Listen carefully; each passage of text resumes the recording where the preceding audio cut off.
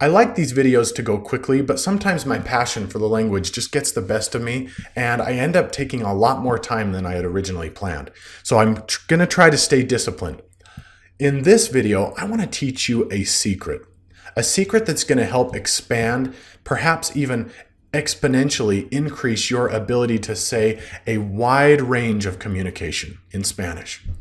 This is a secret or an approach to the language that not a lot of Spanish teachers that I've seen have adopted. I think it's incredibly beneficial and helpful. These are what I call the pillars of the Spanish language. And if you're a beginner student, these pillars can literally, well, not literally, but they can support you through these beginner stages when things are uncomfortable and unfamiliar and difficult and challenging, and sometimes you lose motivation and you get discouraged. These pillars can really carry you through a lot of those challenges. So really pay attention. Okay, let's jump into the 3 pillars of the Spanish language. The first pillar is subjects. All right, subjects are fantastic. Subjects are a critical part of the language, especially for new Spanish speakers. We talked about subjects in some detail in a previous video, so I'm not going to go really deep, but I just wanted to explain the definition of a subject is it's a noun that partners with a verb and it determines how that verb is conjugated. Some examples of subjects are yo, ella, tú, nosotros, ustedes. Those are subject pronouns, but virtually any noun could really be a subject, like el perro, the dog, mi vecino, my neighbor, el doctor, la maestra, okay? So you can use a lot of different things as your subjects. The next pillar are verbs. Verbs are a word of action, an action word. Typically, they're easy to visualize.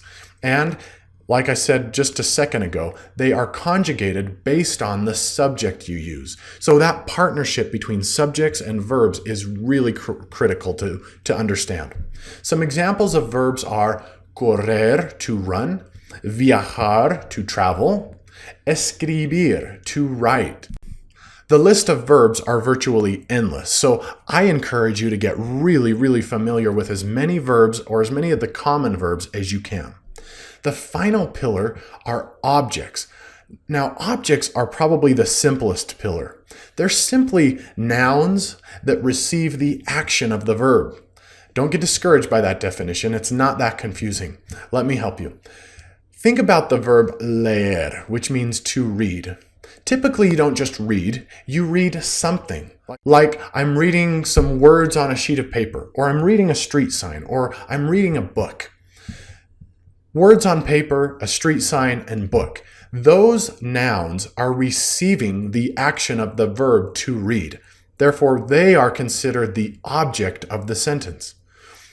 These 3 pillars combined create, in my mind, a formula. The formula goes as follows. Subject plus verb plus object equals a complete sentence or a complete thought.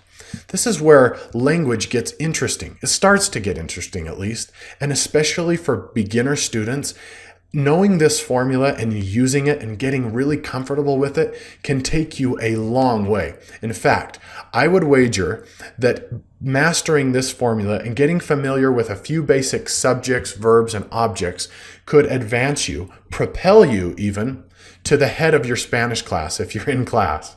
You could become the most advanced student in your class just by becoming familiar with these 3 pillars. Before I leave, I want to show you some examples using these 3 pillars. All right, so here are some examples. Yo compro la comida. I buy food. Pretty simple, right? It's got that subject plus the verb plus the object. Yo is the subject, comprar is the verb, and it's conjugated to compro, and the object is la comida. I buy food. The next one is usted lee la revista. You read the magazine. Subject, verb, object. Nosotros estudiamos el arte. We study art. This is an extremely simple formula, but it's got so much power in it. It's really powerful. And it can propel you through a lot of the discouragement and the struggle that new Spanish speakers go through. I won't go through that last example. You've got it there. I think we've covered a lot in a short amount of time. So I'm going to say nos vemos, and I'll see you next time. Goodbye.